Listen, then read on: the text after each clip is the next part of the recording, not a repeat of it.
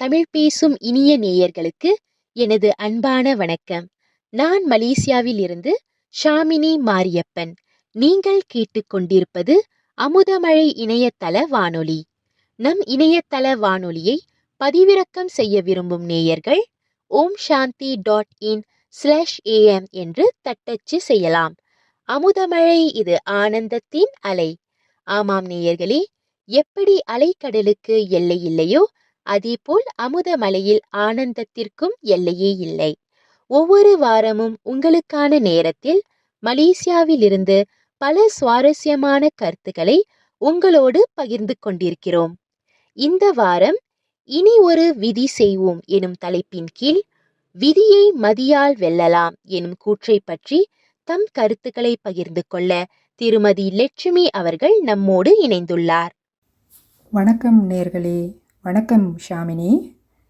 அமுதமலை இணையதள வானொலி வழியாக உங்கள் அனைவரையும் சந்திப்பதில் மிக்க மகிழ்ச்சி.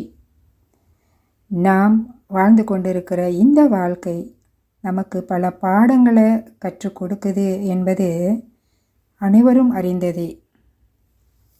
வாழ்க்கை ஒரு பாடம். அதை படிக்க தெரியாதவங்க யாரும் இருக்க முடியாது. கடினமான படிப்பை கூட கஷ்டப்பட்டு படிக்கின்றார்கள். இந்த உலகத்திலேயே மிக பெரிய படிப்பு அப்படின்னு சொன்னால் அது வாழ்க்கை பாடம்தான். ஆனால் இந்த படிப்பை படிக்காதவங்க யாருமே இருக்க முடியாது. சிலருக்கு நான் வாழ்க்கை பாடத்தை படிக்கிறேன் அப்படின்ற உணர்வு வேணால் இல்லாமல் இருக்கலாம். ஆனால் அனைவருமே கட்டாயமாக படித்து கொண்டிருக்கும் பாடம்தான் இந்த வாழ்க்கை பாடம். ஒவ்வொரு வாழ்க்கையிலும் ஒவ்வொரு பாடம் இருக்கும். இதற்கென்று எந்த ஒரு வரையறையும் இல்லை. இந்த பாடம் ரொம்பவும் விஸ்தாரமான ஒரு பாடம். பொதுவாக படித்து கை தேர்ந்தவர்கள் பெரிய மேடையில் ஏறி சவாலாக குறிப்பிட்ட நேரமே பேச முடியும். ஆனால் படிக்காதவர்கள் கூட தனது வாழ்க்கையை பற்றி பேச சொன்னால் எத்தனை மணி நேரம் வேண்டுமானாலும் பேசுவார்கள். இதற்கு எந்த படிப்பறிவும் தேவையில்லை. பட்ட அறிவு ஒன்றே போதுமானதாக இருக்குது. அழகான ஒரு பாடலும் ஒன்று.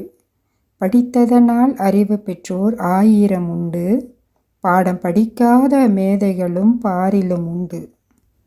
எவ்வளவு அழகான அர்த்தமுள்ள வரிகளை கொண்டிருக்குது இந்த பாடல்.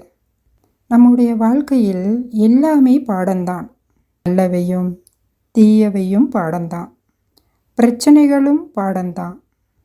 நமக்கு வருகின்ற இன்னல்கள் கூட நல்ல பாடங்களை நமக்கு கற்றுத்தரும். நாம் கற்றுக்கொள்ளும் அளவிற்கு இருக்கும். நாம் சரியாக, சீக்கிரமாக, எளிதாகவும் கற்றுக்கொள்வோம். நல்லதிலிருந்து இன்னல்கள் நீங்கும் விதத்தை பற்றி கற்றுக்கொள்வோம். அது உண்மையிலே இன்னல்களை பற்றிய பாடம்தான். அவை நல்லவை என்று சொல்ல முடியாது.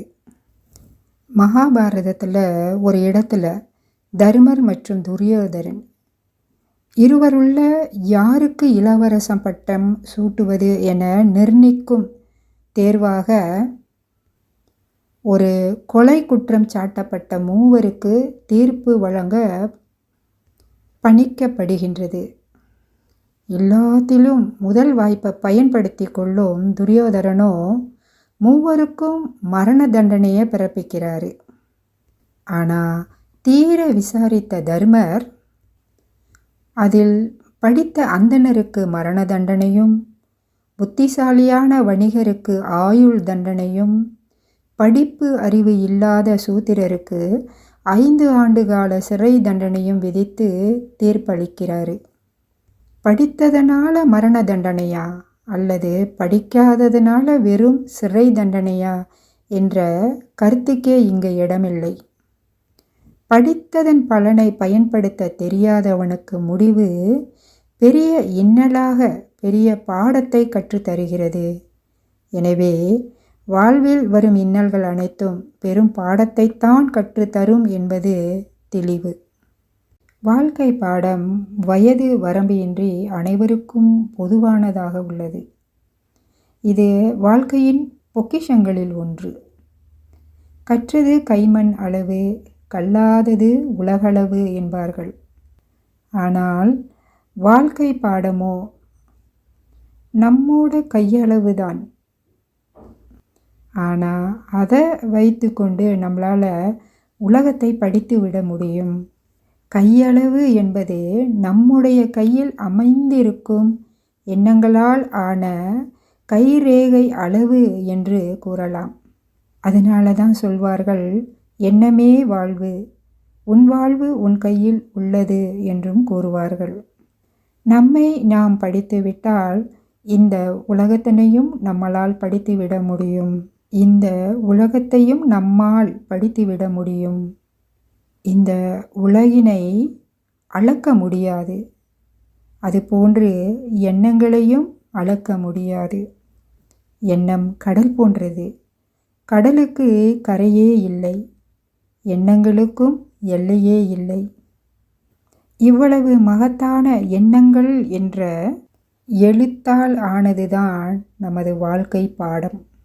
பாடம் அப்படின்னு சொல்லும் பொழுது இதில் பயிற்சி இருக்க வேண்டும், திருப்பி பார்த்தல் இருக்க வேண்டும், ஆராய்ச்சி செய்ய வேண்டியிருக்கும், சோதனைகள் இருக்கும், அதனூடாக அனுபவங்கள் இருக்கும், தேர்வுக்கு முடிவு இருக்கும், மற்றும் திரும்ப மதிப்பாய்வும் இருக்கும், புதிய முடிவும் இருக்கும். இதுதான் பாடம். இதில் இவை அனைத்தும் உண்டு. இவை அனைத்தையும் நாம் கடைப்பிடித்து வந்தோமா என்று நாம் நம்மையே சோதிக்க வேண்டி இருக்கிறது. நான் இவ்வளவு படித்திருக்கிறேன், நான் இத்தனை பட்டங்களை வாங்கியிருக்கிறேன் என்று நாம் பேசுகிறோம். ஆனால் இப்போ மேலே சொன்ன இத்தனை விஷயங்களும் நாம் எல்லோரும் நம்மளுடைய வாழ்க்கையில் யோசித்து பார்த்துருக்குறோமா? இந்த வாழ்க்கை பாடம் எங்கு துவங்குகிறது, அது எங்கு முடிகிறது? ஓர் ஆத்மாவானது இந்த உடலை எடுத்து வாழ்க்கை பாடத்தை ஆரம்பிக்கிறது. இந்த உடலை துறந்து வாழ்க்கை பாடத்தை முடிக்கிறது. மீண்டும் மற்றொரு உடலில் தொடர்கிறது. இந்த உலகிய படிப்பிற்கான பட்டத்தை உடலின் பெயருக்கு பின்னால் போடுகிறோம். ஆனால் வாழ்க்கை பாடம் இந்த உடலால் படிக்கிறதில்ல, உயிரால உள்ளத்தால படிப்பதாகும். இந்த உடல் எழுத படிக்க பயன்படுத்துகின்ற காகிதம் போன்றதாகும். இந்த வாழ்க்கை பாடத்தால் அன்பு, அறிவு, அமைதி, ஆனந்தம், ஆற்றல், தூய்மை என்ற பட்டங்கள் இந்த உயிருக்கு சொந்தமானதாக ஆகுகிறது, உடலுக்கு அல்ல. அந்த குண அழகு இந்த உடலால் தெரிவிக்கப்படுகிறது மற்றும் மற்றவர்களுக்கு எடுத்து காட்டப்படுகிறது. இன்றைய பரபரப்பான வாழ்க்கையில் நாம் எல்லோரும் ஒரு இயந்திரத்தை போல உணர்வுகளுக்கும் உறவுகளுக்கும் முக்கியத்துவம் கொடுப்பதை விட நாம் செய்கின்ற வேலையில் அதிகமான நேரத்தையும் எண்ணத்தையும் செலவு செய்கிறோம் அப்படின்னு தான் சொல்லணும். ஒரு நேரத்தில் ஒரு வேலையை மட்டும் செய்யாமல் பல வேலைகளை ஒரே நேரத்தில் செய்ய வேண்டியதாக இருக்கிறது. ஆங்கிலத்தில் மல்டி டாஸ்க் அப்படின்னு சொல்லுவாங்க. இது ஒரு சிறப்புத்தன்மை தான் அப்படின்னு நாம் எடுத்துக்கொண்டாலும் இது பெருமளவு நம்மளுடைய மனதையும் உடலையும் பாதிக்குது அப்படின்றது தான் உண்மை. பல வேலைகளை நாம் ஒரே நேரத்தில் செய்கிறதுனால நாம் ரொம்ப சீக்கிரமாக களைத்து போய்விடுகிறோம்.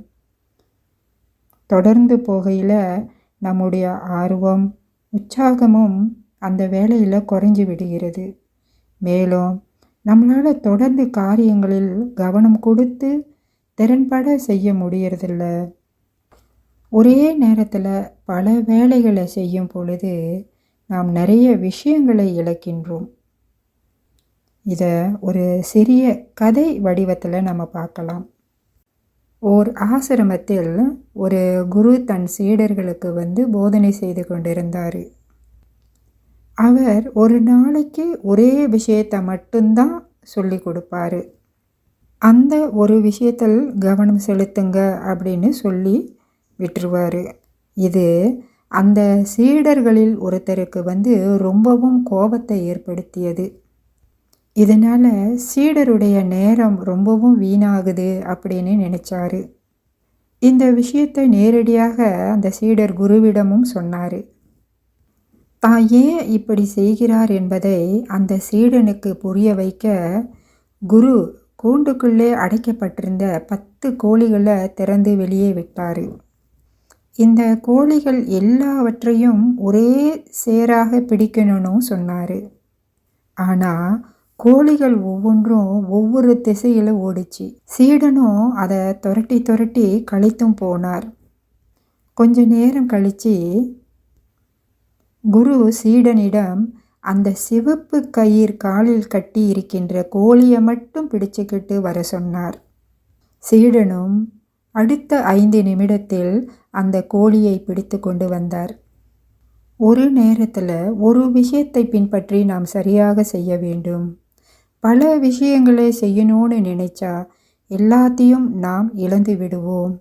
இந்த கோழி கதையை போல அப்படின்னு சீடர்கிட்ட குரு சொன்னாராம். நாம் செய்வதற்கு நிறைய வேலைகள் இருக்கலாம்.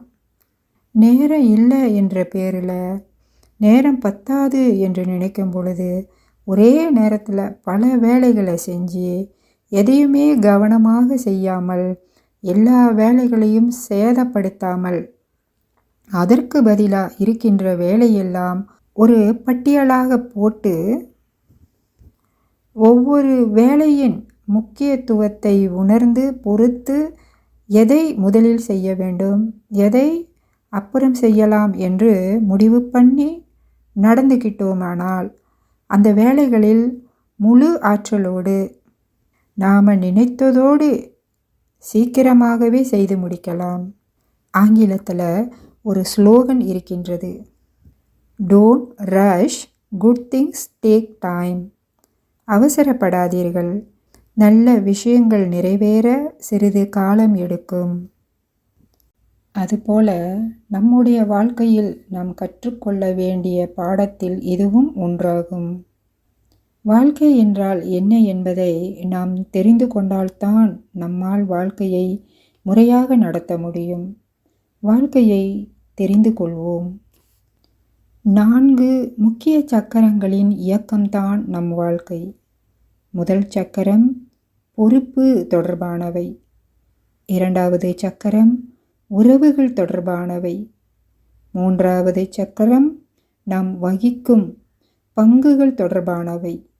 4வது சக்கரம் மூல விஷயங்கள் தொடர்பானவை. இந்த 4ம் சமமாக சரியாக இயங்கினால்தான் வாழ்க்கை முழுமையாக இருக்கும். நம்மை நாமே கவனித்து கொள்வது நமது முதல் பொறுப்பு. நம்மை நாம் கவனித்து கொண்டே நமது மற்ற பொறுப்புகளையும் சிறப்பாக நிர்வகிக்க வேண்டும். நம்மை நாமே கவனித்து கொள்வது நமது முதல் பொறுப்பு. நம்மை நாம் கவனித்து கொண்டே நமது மற்ற பொறுப்புகளையும் சிறப்பாக நிர்வகிக்க வேண்டும்.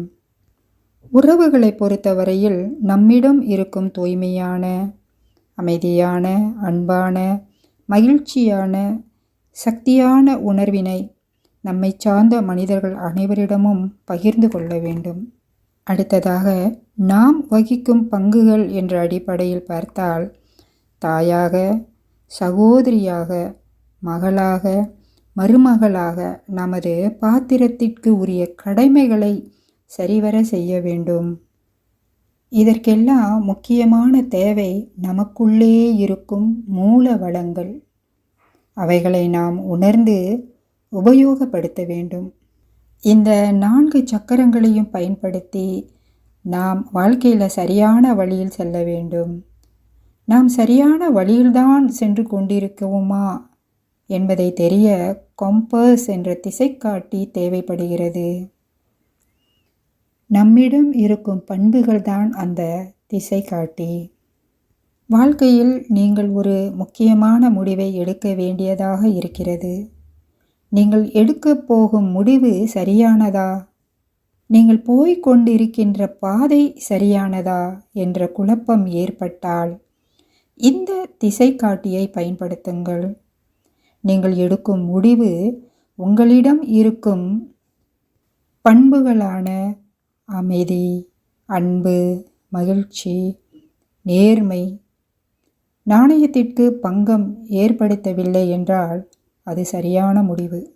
நாம் நமது பண்புகளுக்கு முக்கியத்துவம் கொடுத்து எடுக்கும் முடிவுகள் சில நேரங்களில் நமக்கு உடனடியாக அந்த பலன்களை தராதது போல் தோன்றும். உங்கள் திசைகாட்டியான பண்புகளுக்கு முக்கியத்துவம் கொடுக்கும் முடிவுகளே நீங்கள் எடுக்க வேண்டும். ஏனென்றால் அவை தீர்க்க தரிசனமாக இருக்கும்.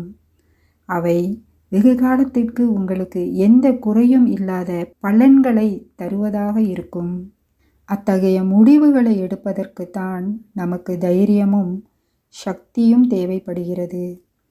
இன்று நமக்குள்ளே கவலை, பயம், பாதுகாப்பு இன்மை போன்ற எதிர்மறையான விஷயங்கள் நிரப்பி வைத்திருக்கின்றோம். அவை நமது உறவுகளுக்கிடையே நேரடியாக பிரதிபலிக்கின்றது. அதனால தான் உறவினர்களிடமே நமக்கு நெருக்கமில்லை, உண்மையான தொடர்புகள் இல்லை, போலித்தனமானதாக ஆகிவிட்டது. பெரும்பாலான நேரங்களில் உறவினர்களிடம் நேரடி தொடர்புகளை ஏற்படுத்தி கொள்ளவும் தயங்குகின்றோம். மனிதர்களுடனான அத்தகைய தொடர்புகளுக்கு மாறாக மிஷன்களோடு பழகி அவைகளுக்கு நாம் வீட்டிலும் மனதிலும் முக்கியத்துவம் கொடுத்து கொண்டிருக்கின்றோம் என்பதே உண்மையாகும்.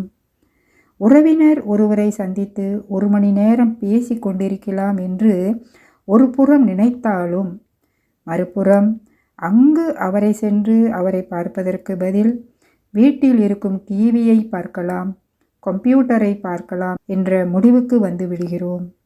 இந்த மிஷன்களுக்கு முக்கியத்துவம் கொடுத்து அருகில் வைத்துக்கொண்டு உறவுகளை விலக்கி கொண்டிருக்கின்றோம்.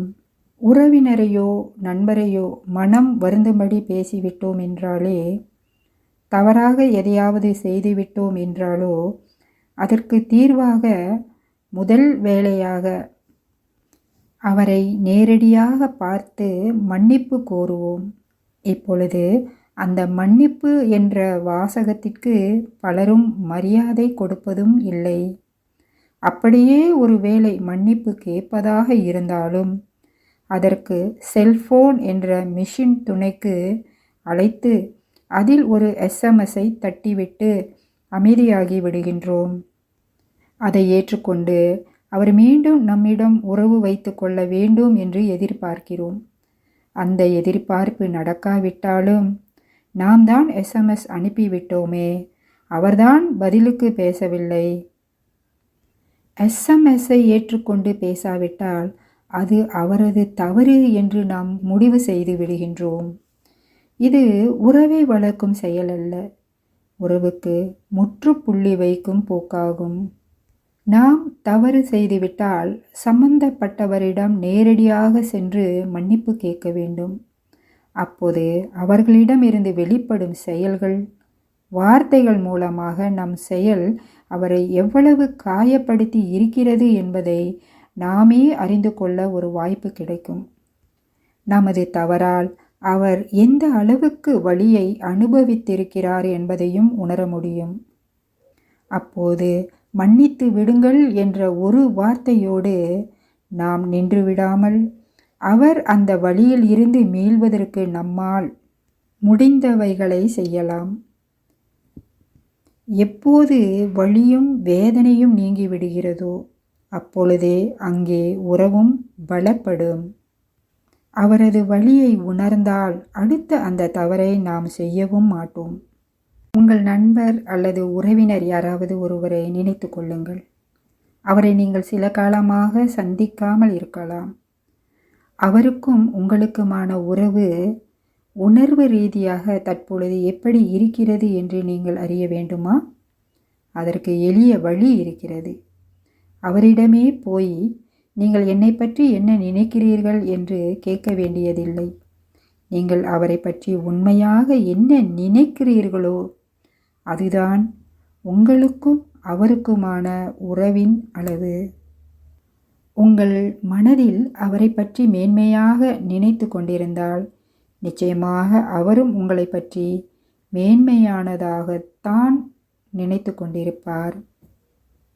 உங்கள் உறவு நிச்சயம் நன்றாகத்தான் இருக்கும்.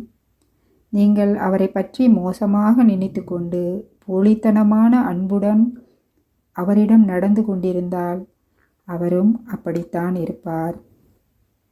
உங்களிடையே உறவு வளராது, அது தேய்ந்துவிடும். இன்றைய காலகட்டத்தில் மிக நெருக்கமான உறவுகளிடையே கூட நம்மளால் ஒளிவு மறைவு இன்றி இயல்பாக இருக்க முடிவதில்லை. நேருக்கு நேர் சந்தித்து இயல்பாக பேச முடிவதில்லை.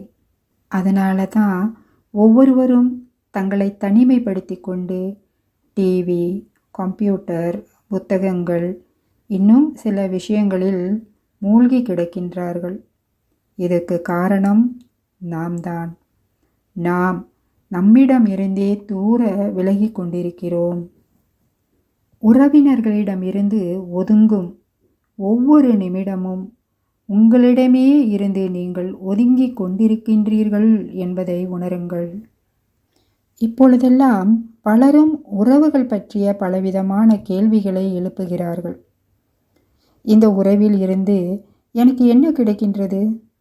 இந்த உறவு இல்லாமலே என்னால் வாழ முடியும் என்கின்றனர். நான் ஏன் அவருக்காக என்னை மாற்றிக்கொள்ள வேண்டும்? நான் உறவை சரி செய்யும் எந்த முயற்சியிலும் ஈடுபடப் போவதில்லை என்றும் கூறுகின்றனர் சிலர். நான் ஏன் இந்த உறவை சகித்து கொள்ள வேண்டும்? நான் ஏன் அவருக்காக என்னை அட்ஜஸ்ட் செய்து கொள்ள வேண்டும் என்றும் கேட்கிறார்கள். அவரிடம் இருந்து எதுவும் கிடைக்காது என்கின்ற போது நாம் மட்டும் ஏன் அவருக்காக இவ்வளவு செய்ய வேண்டும் என்று ஒவ்வொருவரும் நினைத்து விலகி சென்று கொண்டிருக்கிறார்கள்.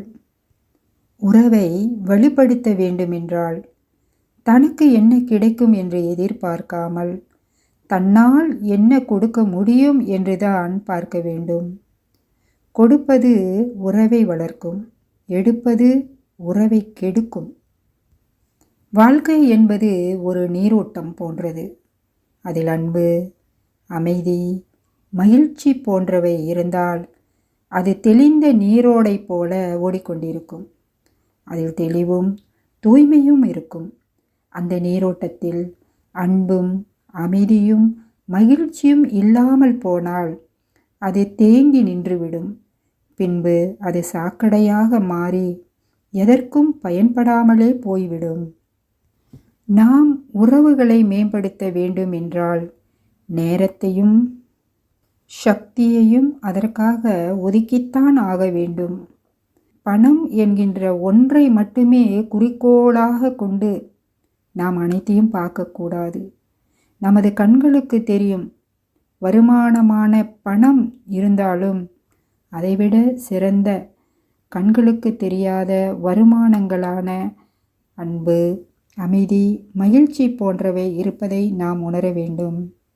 நாம் பணம் சம்பாதிப்பதை மட்டும் குறிக்கோளாக கொண்டு அதற்கு மட்டுமே முக்கியத்துவம் கொடுக்கும் பொழுது நம்மை அறியாமலேயே நமக்குள் இருக்கும் பொக்கிஷங்களான அன்பு, அமைதி, மகிழ்ச்சியை நாம் இழந்து விடுகின்றோம். நமக்கு முக்கியம் எது, பணமா மகிழ்ச்சியா என்பதை நாம் தான் முடிவு செய்ய வேண்டும். பாதி நிரம்பிய கண்ணாடி குவளையை பாதி நிரம்பி இருப்பதாக பார்ப்பதை விடுத்து பாதி காலியாக இருக்கிறது என்று கூறுவதையே வழக்கமாக வைத்திருக்கின்றனர். ஒரு சூழ்நிலையை எதிர்கொள்கின்ற பொழுது அதில் நல்லதை பார்ப்பதை பற்றி சிந்திப்பதை விட கெட்டதை பற்றியும் சிந்தியுங்கள் என்று ஒரு பழமொழியும் இருக்கின்றது. இலக்கியத்தில் ராபின்சன் குரூசோவின் நடத்தைகள் பற்றிய ஒரு பயனுள்ள கதை இருக்கிறது. ராபின்சன் குரூசோ ஒரு பாலைவன தீவில் சிக்கிக்கொள்கிறார். தான் உயிருடன் வாழ்வதற்கான வழிவகைகளை தேடுகிறார். அதற்கு அவர் 2 பட்டியல்களை தயாரிக்கிறார். முதல் பட்டியல் தனக்கு பாதகமானவைகள் எவை என்றும், மற்றொரு பட்டியலில் தனக்கு சாதகமானவைகள் எவை என்றும் எழுதுகிறார். அவர் தனக்கு நடந்த சூழ்நிலைகளை நினைத்து பார்த்து அவைகளை 2 பட்டியல்களிலும் பிரித்து எழுதுகிறார். முதலில் தான் பாலைவனத்தில் சிக்கிக்கொண்டது பாதகமானது தான். ஆனால் நான் இன்னும் உயிருடன் தான் வாழ்ந்து கொண்டிருக்கிறேன் என்பது சாதகமானதாகும். படகில் என்னுடன் பயணித்த மற்ற பயணிகள் அனைவரும் இறந்துவிட்டனர். ஆனால் நான் உயிருடன் வாழ்ந்து கொண்டிருக்கின்றேன். இரண்டாவதாக, நான் பாலைவனத்தில் தனியாக இருக்கிறேன் என்பது பாதகமானது. ஆனால் நான் பட்டினியால் வாடவில்லை என்பது சாதகமானது. தனது சூழ்நிலையை நினைத்து பார்த்த அவர் மேலும், நான் அணிந்து கொள்வதற்கு ஆடைகள் இல்லை என்பது பாதகமானது.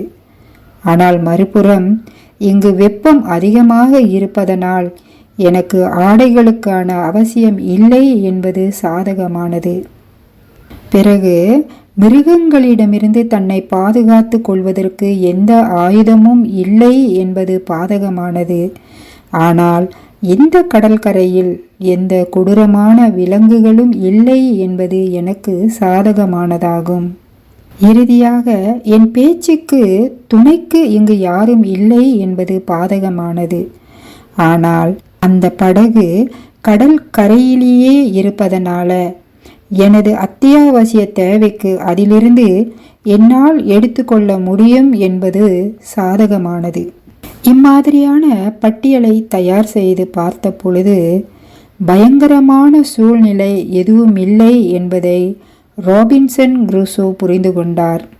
இதற்கு நான் இறைவனுக்கு நன்றி சொல்லாமல் இருக்கவே முடியாது.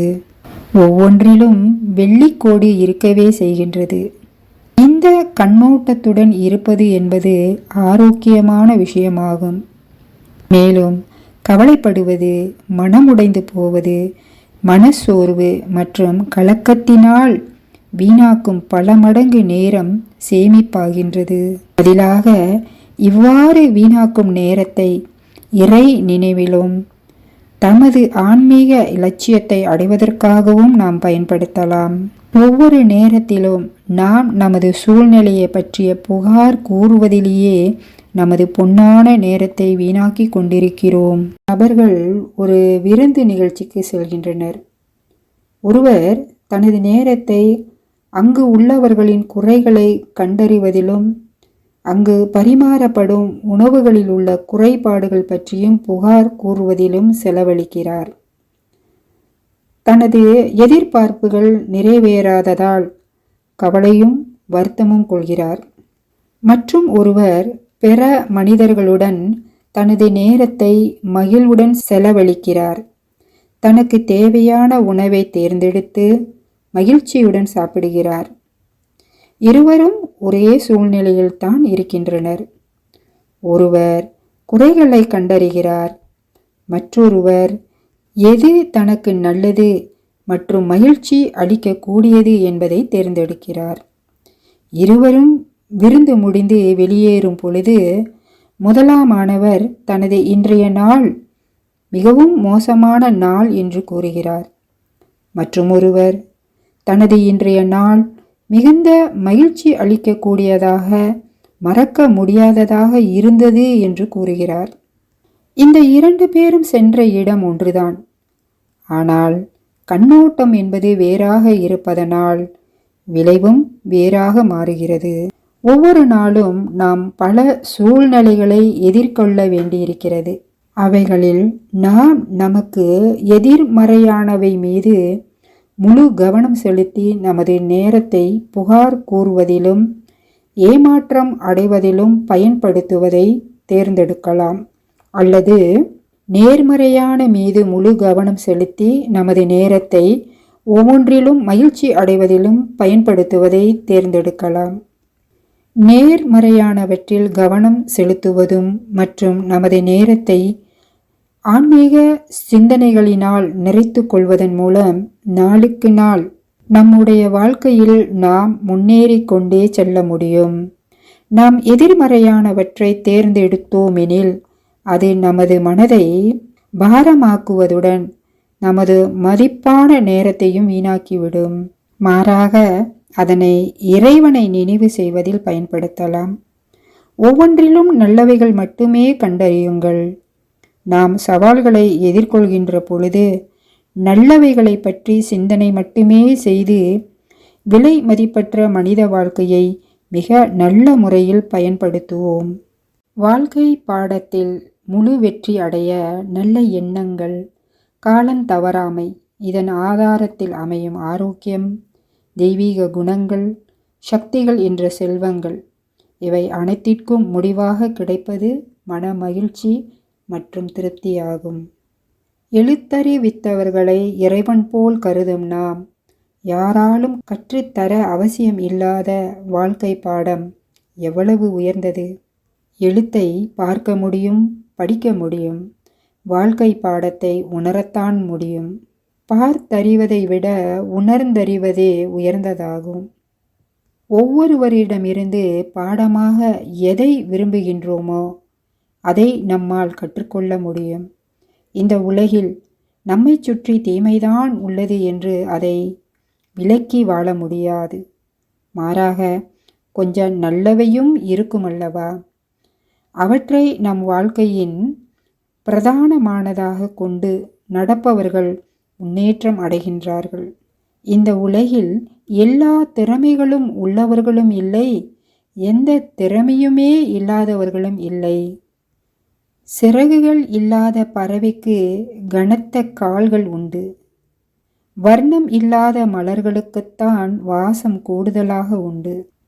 இந்த வாழ்க்கையில் உலக பிரபஞ்சம் நமக்கு தந்திருக்கும் வாய்ப்பும் வசதியும் தேர்ந்தெடுப்பும் பயன்பாடும் போன்றவற்றை பாடமாக அடைபவரே வாழ்க்கை படகை கரை சேர்ப்பார். நன்றி, வணக்கம். நம்மோடு பல பயனுள்ள விஷயங்களை பகிர்ந்து கொண்ட திருமதி லட்சுமி அவர்களுக்கு நன்றி.